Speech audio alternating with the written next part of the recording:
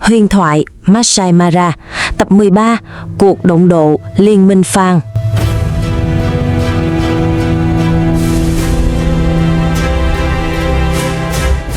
Trong khi ở trung tâm Masai Mara, Nod và Laimel đang nắm quyền tuyệt đối.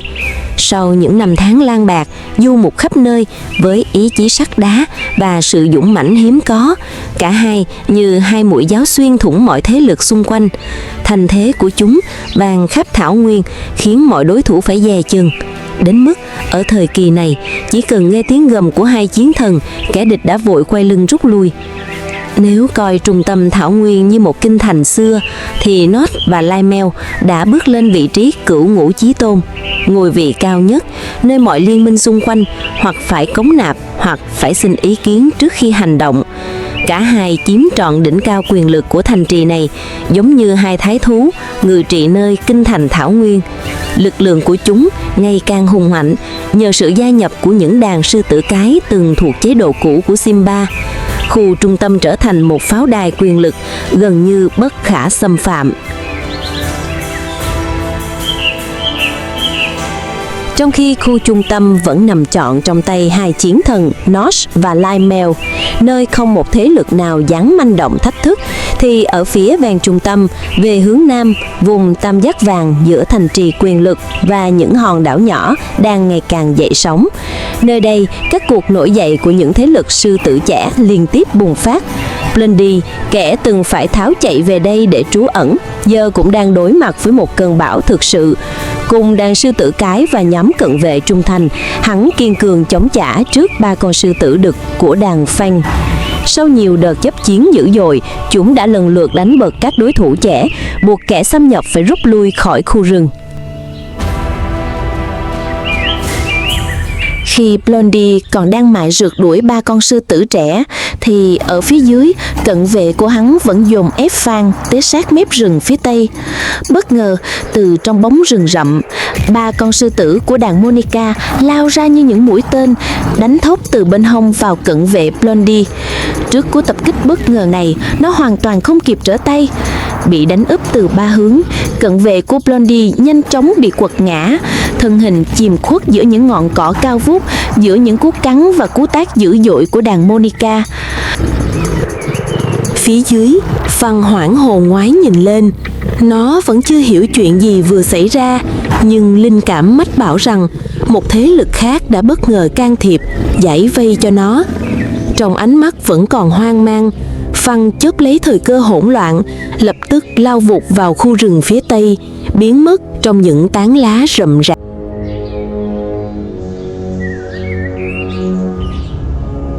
Cận vệ của Blondie bất ngờ bị ba con sư tử thuộc đàn Monica phục kích. Đòn tấn công ập đến chớp nhoáng, hiểm hóc như muốn hạ gục đối phương ngay tại chỗ. Gần như không có bất kỳ cơ hội phản kháng, nó bị dồn ép dữ dội giữa những cú vồ chí mạng.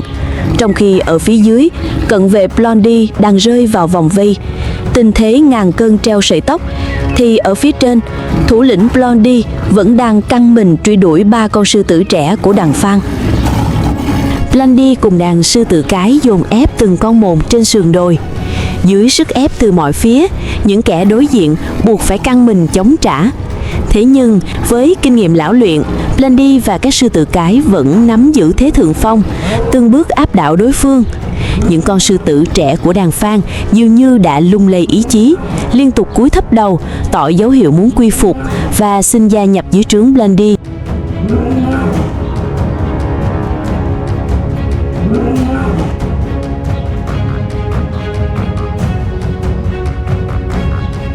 Ở mép khu rừng phía dưới, tình hình cũng chẳng khá hơn so với Blondie. Cận vệ trung thành của nó đã gục ngã trước sức tấn công dữ dội của ba con sư tử thuộc đàn Monica. Những chiến binh cuối cùng của thời kỳ Hoàng Kim, thế hệ từng theo Simba và Blondie, nay đã hoàn toàn quỵ ngã. Dưới sức ép nghẹt thở từ lực lượng sư tử trẻ đang trỗi dậy, ánh hào quang của một thời huy hoàng đã chính thức vụt tắt.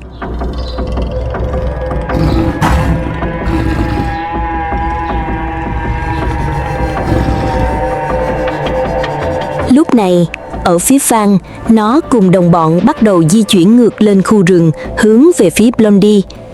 Từ xa, Phan đã cảm nhận rõ mối hiểm nguy đang chực chờ ngoài thảo nguyên trống trải, nên cả nhóm chọn men theo lối rừng rậm để ẩn mình. Từng bước một, chúng len lỏi giữa những tán lá và bụi rậm, tiến dần lên nơi Blondie cùng đồng bọn đang giao chiến dữ dội.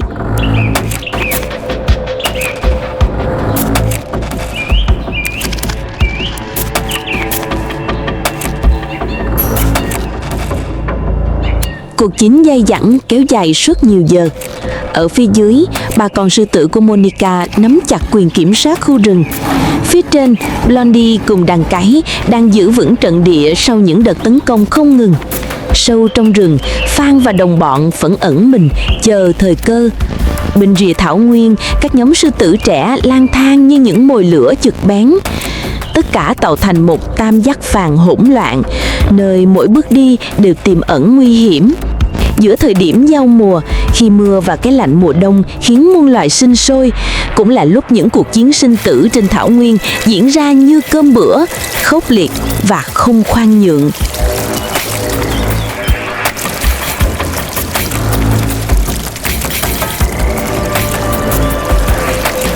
Dưới mặt sông, những đàn cá sấu và báo đốm vẫn ngày đêm tranh giành sự sống. Nhưng bước lên thảo nguyên, khung cảnh bị chia cắt rõ rệt. Bên trái là vùng đất đang bị nhiều thế lực tranh chấp quyết liệt, từng tấc đất đều nhuốm mùi máu.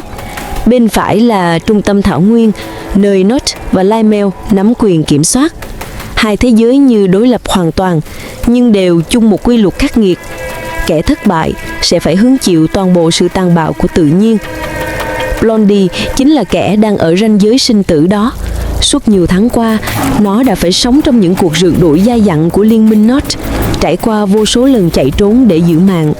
Và giờ đây, nó là phải chống trả sức ép kìm kẹp từ hai mũi giáp công, đoàn quân của Phan và Monica.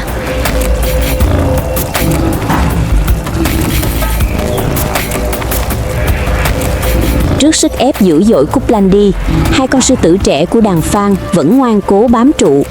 Chúng không chịu rời đi, cũng chẳng còn nơi nào để chạy. Trong tuyệt vọng, chúng cúi đầu hạ mình, tìm kiếm sự khoan hồng để được gia nhập liên minh. Nhưng Blondie không hề biết rằng, ở mép rừng phía dưới, cần về trung thành của nó đã gục ngã dưới móng vuốt ba con sư tử đực trẻ của đàn Monica. Vẫn tin rằng đồng đội sẽ sớm quay trở lại, Blondie tiếp tục dồn sức truy kích để xua đuổi đàn Phan, cố giữ thế trận cho đến phút cuối.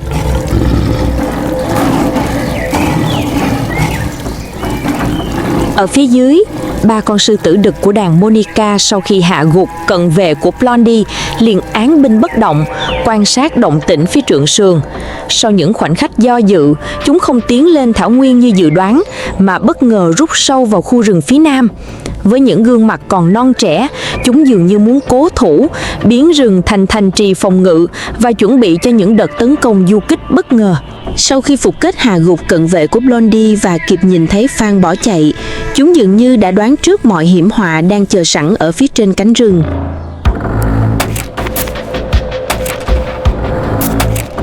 Phía trên cánh rừng, trước sự xâm nhập của đàn Phan, Blondie cùng đồng bọn buộc phải chiến đấu lùng sục khắp từng lùm cây bụi rậm. Được sự hỗ trợ của đàn sư tử cái và một nhóm sư tử trẻ, Blondie dần lấy lại thế trận. Bên ngoài rừng, các sư tử cái siết chặt vòng vây, chặn đứng những con non của đàn Phan. Còn bên trong, Blondie vẫn ghim chặt một con đực trẻ, không cho nó thoát ra. Khi thấy trận đã nghiêng hẳn về phía mình, Blondie liên tiếp tung ra những đòn kết liễu. Thế nhưng, trước sự hung hãn ấy, con sư tử trẻ của đàn Phan vẫn cắn răng chống trả thế cùng.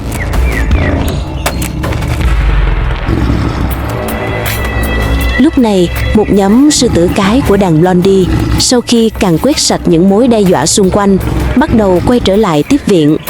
Trong lòng khu rừng, Blondie vẫn đang áp sát, liên tục tung đòn vào con sư tử đực trẻ của đàn Phan, buộc nó phải gồng mình chống trả trong tuyệt vọng.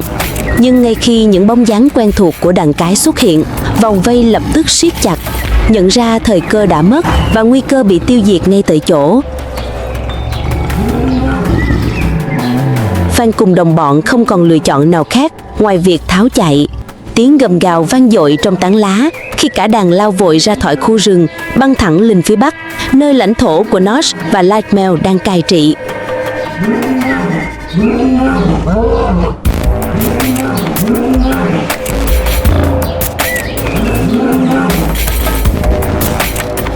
Bị dồn ép từ mọi hướng, phía Tây, Blondie không ngừng truy sát trong rừng. Phía Nam, ba con sư tử đực của đàn Monica đã chiếm cứ. Đàn của Fang trở thành kẻ không nhà, không một tấc lãnh thổ để dung thân. Chúng lang bạt khắp hòn đảo, chống chọi cái giá rét khắc nghiệt mà không có cánh rừng nào che chở. Những ngày trốn chạy nối dài, đường đi dần khép lại, không còn nơi nào để ẩn náu. Fang và đồng bọn chỉ còn lang thang vô định. Mùa đông trùm xuống thảo nguyên như một tấm màn xám lạnh. Gió cắt da, từng đợt sương giá len lỏi vào mọi ngóc ngách, lấy đi hơi ấm cuối cùng còn sót lại. Đàn sư tử của Fen sau những lần liều lĩnh công phá hòn đảo nhưng đều thất bại, giờ chỉ còn là những kẻ lang bạt, không lãnh thổ, không nơi trú ẩn. Chúng lê bước khắp vùng đất cằn cỗi, cái bụng rỗng cồn cào, lớp bầm rối bết bụi và mồ hôi lạnh. Thế nhưng Fen không chịu khuất phục. Đôi mắt nó vẫn ánh lên tia nhìn gan lì, bất chấp gió đông quất rát gương mặt. Đầu năm 2005, từ mép rừng trơ trụi, nó và đồng bọn hướng về phương Bắc.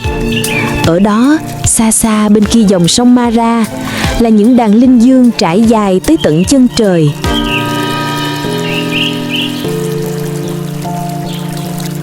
Những thảm cỏ xanh rì ngập nắng, và bờ nước ken đặc bóng ngựa vằn, uống dòng sông lấp lánh. Cảnh tượng ấy như một lời mời gọi đầy mê hoặc. Giữa cái đói rét và tuyệt vọng, trong lòng Fen bùng lên một khát vọng cháy bỏng, vượt qua tất cả hiểm nguy, băng qua dòng sông lạnh giá để giành lấy miền đất hứa, nơi cỏ xanh và máu nóng của con mồi sẽ nuôi dưỡng lại sức mạnh của cả đàn. Trong tiếng gió hung hút của thảo nguyên, những đôi mắt non trẻ ấy chỉ nhìn thấy trước mặt mình là những thảm cỏ xanh mướt, đàn ngựa vàng đang thông dong gầm cỏ, những bầy linh dương nhẫn nha trên triền đất và biết bao nguồn mùi đầy hứa hẹn. Hy vọng như thắp sáng trong ánh mắt chúng, xua đi cái đói, cái rét và những tháng ngày lang bạc. Chúng nào hay biết, ngay bên kia dòng sông ấy, hai thái thú của Maasai Mara, Notch và Lightmail đang chờ sẵn như hai bóng tử thần lặng lẽ rình mồi. Trước sự mê hoặc của những đàn linh dương nối dài đến tận chân trời, của những bầy ngựa vằn lấp loáng dưới nắng, và viễn cảnh như một kinh thành tráng lệ giữa thảo nguyên, Fang và đồng bọn bị thôi thúc đến nghẹt thở. Nhưng trên tất cả, chính cái đói, cái rét và những tháng ngày bị truy đuổi dồn ép đến bước đường cùng đã buộc chúng phải chọn con đường duy nhất còn lại. Một quyết định liều lĩnh đến mức điên rồ, vượt sông, tiến thẳng vào trung tâm Masai Mara, vùng đất nằm dưới quyền thống trị tuyệt đối của Notch và Lightmail. Ở tuổi mới lớn, cả Fang lẫn đồng bọn chưa từng nghe đến danh xưng lẫy lừng của hai kẻ thống trị ấy, càng không biết rằng đây là miền đất mà mọi kẻ xâm nhập đều phải trả giá bằng máu. Nhưng với chúng, đó không phải điều đáng bận tâm. Lúc này, trong tâm trí chỉ còn duy nhất một mục tiêu cháy bỏng: tìm ra cái ăn để sống sót qua ngày, một mái nhà để trú ẩn và một tấc đất để đường hoàng gọi là lãnh thổ của riêng mình.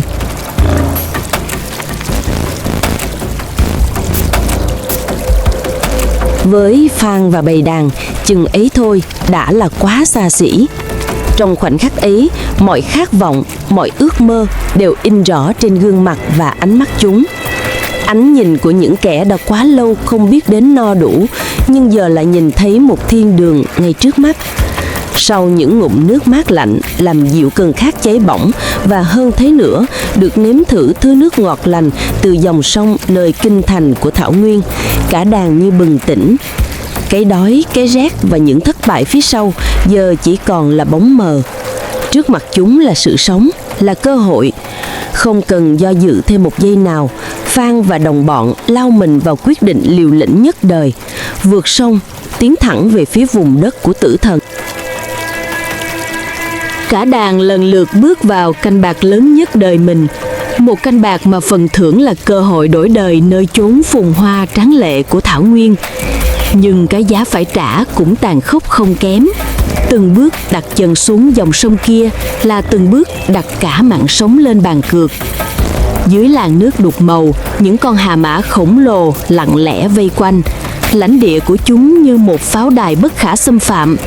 Và ẩn sâu hơn nữa, những bóng đen dài bất động của cá sấu đang chờ đợi, sẵn sàng tiễn bất cứ kẻ xâm nhập nào, dù đó có là một vị vua kiêu hãnh xuống đáy sông vĩnh viễn.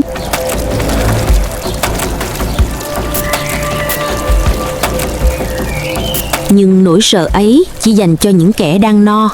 Còn với Phan và cả đàn, bụng rỗng căng như muốn xé toạc, cái đói đã nuốt chửng mọi cảm giác sợ hãi.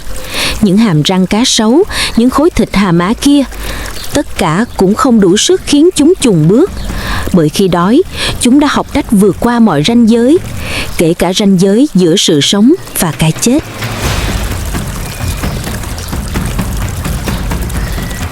Khi cái đói đã len lỏi vào từng thớ thịt, từng nhịp tim, nó chẳng còn chỗ cho nỗi sợ trú ngụ. Trong ánh mắt Phan và bầy đồng bạn không còn bóng dáng của do dự hay run rẩy, chỉ còn ngọn lửa sống còn bừng cháy. Từng bước chúng lao vào dòng Mara cuồn xiết, nơi hàm cá sấu há rộng và thân hà mã chặn ngang như những cánh cổng tử thần. Mỗi sải chân là một lần đánh cược với định mệnh, nhưng chúng vẫn tiến, như thể dòng nước kia không phải hố sâu chết chóc, mà là con đường duy nhất dẫn tới sự cứu rỗi. Và rồi, giữa tiếng sóng vỗ bờ, chúng đã đặt chân lên bãi cát bên kia. Phan và bầy đàn không chỉ vượt qua con sông Mara, chúng đã bước qua cánh cửa đầu tiên để trở thành những vị vua tương lai. Khoảnh khắc ấy, lịch sử Maasai Mara khẽ rung lên, như chờ khắc thêm những dấu chân mới của kẻ sẽ viết tiếp thiên truyện của chúa tể Thảo Nguyên.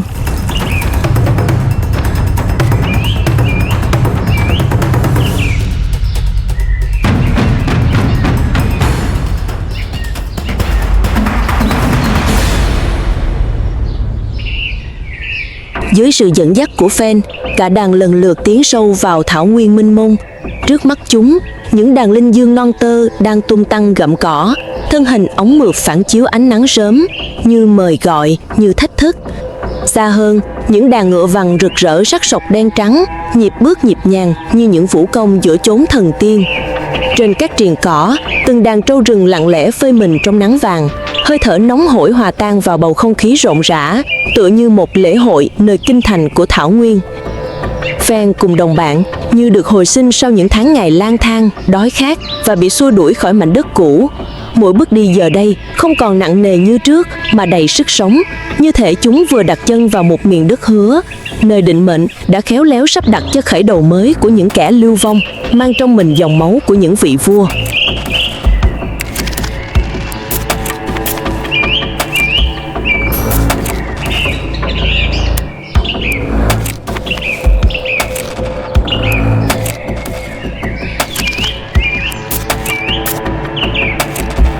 Trong khi đó, ở phía trên cánh trung tâm của Thảo Nguyên, nơi đặt đại bản doanh của North và Lysmel, quyền lực đang được củng cố đến mức tối thượng.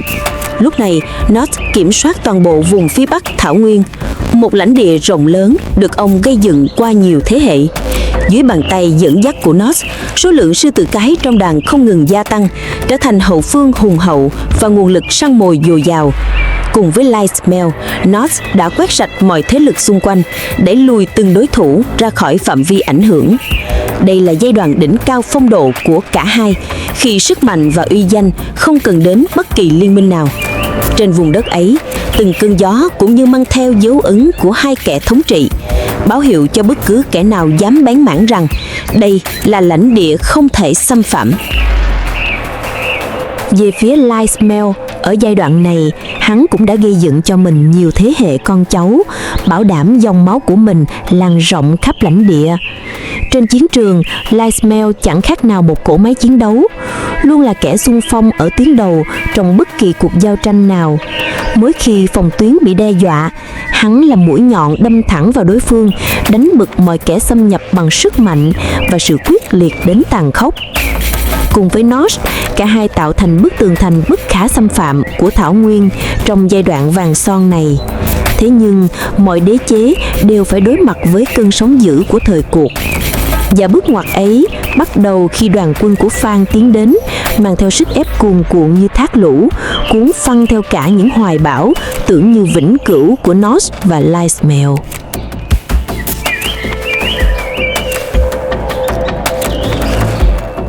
Sự kiện này diễn ra vào tháng 5 năm 2005. Từ phương Nam, Phan cùng đồng bạn vượt qua dòng Mara cuồn cuộn, mang theo khí thế của những kẻ vừa thoát khỏi bóng tối đói khát. Chúng không dừng lại lâu, từng bước tiến sâu vào lãnh địa, bắt đầu săn bắt ngay trên thảo nguyên rộng lớn, nơi vốn thuộc quyền cai trị tuyệt đối của North và Lysmel. Chưa hề nhận được sự cho phép của hai vị chúa tể, Phan vẫn ngang nhiên dựng trại, chọn vùng phía Nam làm bàn đạp. Ngày qua ngày, chúng mở rộng phạm vi, liên tiếp tổ chức săn bắt, từng đàn mồi bị hạ gục dưới móng vuốt của kẻ mới đến. Và rồi doanh trại của Phan mọc lên như một vết loét trên bản đồ quyền lực của North và Lysmel, báo hiệu một cuộc đối đầu không thể tránh khỏi. Ngày qua ngày, từ phía bắc trung tâm, North và Lysmel liên tiếp nhận được tin báo từ các sư tử cái. Một thế lực trẻ trung lạ mặt đã xuất hiện, đang lặng lẽ mở rộng địa bàn. Những tín hiệu mùi hương mới trên gió, những dấu chân in sâu trên lớp cỏ ẩm, tất cả đều xác nhận điều đó. Không thể ngồi yên, cả hai bắt đầu hành quân. Từng bước chậm rãi nhưng nặng như tiếng trống trận, chúng tiến dần xuống phía Nam, nơi biên giới trung tâm thảo nguyên mà Phan đã trắng trợn chiếm giữ. Mũi hít căng, ánh mắt quét từng đám cỏ. North và Lysmel lần theo từng dấu vết, như hai bóng ma săn mồi lặng lẽ nhưng chết chóc, hướng thẳng về nơi Phan cùng đàn đang nắm quyền kiểm soát.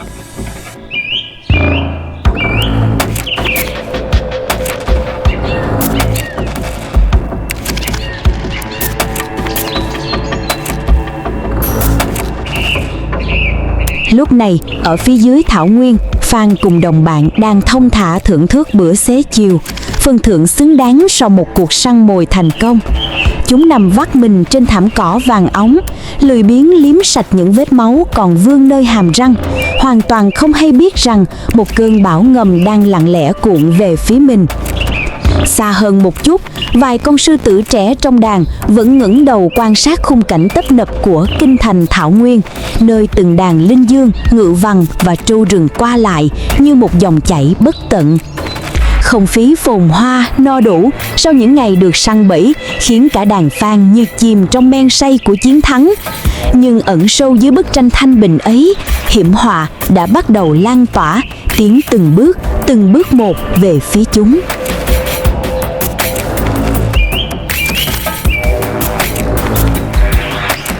Phía trên, Lysmel và North bắt đầu áp sát lãnh địa tạm chiếm của đàn Phan. Lysmel đi trước, dáng đi hạ thấp, từng bước chân như lướt sát mặt cỏ, đôi tai vểnh lên hứng trọn mọi âm thanh. Hắn đã đánh hơi thấy mục tiêu, mùi máu tươi, mùi thịt vừa xé và cả mùi của những kẻ xâm phạm đang no nê dưới kia. Ngay phía sau, North lặng lẽ theo sát, ánh mắt sắc như lưỡi dao lia về phía trước, ghi nhận từng chuyển động trên thảo nguyên. Chúng không vội vàng, mỗi bước tiến là một vòng siết chặt thêm sợi dây định mệnh quanh cổ kẻ đối diện. Những đàn linh cẩu rải rác ở khu vực biên giới đã bắt đầu lộ vẻ bất an. Chúng rít khẽ, lùi dần ra xa, tránh con đường mà hai gã sư tử đực đang tiến xuống. Ở phía xa, vài con báo hoa mai cũng khựng lại trên cành cây, đôi mắt vàng rực dõi theo bóng dáng hai kẻ săn mồi khổng lồ. Cả vùng đất như đang nín thở, đón chờ khoảnh khắc chạm trán không thể tránh khỏi. Từ trên cao, Lysmel đột ngột tăng tốc, toàn thân hắn ép sát xuống, rồi bùng nổ như một mũi tên vàng ống lao thẳng xuống sườn đồi. Ngay phía sau, North cũng dùng lực bám sát từng nhịp, quyến mình thành mũi tên thứ hai nối tiếp cú lao sấm sét của đồng minh. Phía dưới, sát mép khu rừng, Phan đang ung dung đứng giữa đồng cỏ, nhưng linh giác của một chiến binh khiến hắn xoay đầu lại. Khoảnh khắc ấy, đôi mắt Phan bắt gặp hai bóng đen vàng rực lao xuống như sấm chớp, và sự bàng hoàng kịp quét qua gương mặt hắn. Chỉ một nhịp tim sau, cả đàn Phan lập tức vỡ đội hình. Tiếng chân dẫm nát cỏ dại vàng dồn dập khi chúng tháo chạy về phía rừng, tìm chỗ ẩn nấp. Cả bầu trời thảo nguyên như rung chuyển bởi tiếng gầm rung đục và những bước chân dồn dập của hai thái thú nơi kinh đô, Nod và Lymel. Không chần chừ, cả hai dồn sức tăng tốc, khóa chặt mục tiêu là con sư tử đực đang tuột lại phía sau. Trong chớp mắt, khoảng cách bị xé toạc và tiếng gầm chuyến báo hiệu đòn tấn công đầu tiên vang lên, xé tan không gian vốn đã căng như dây côn.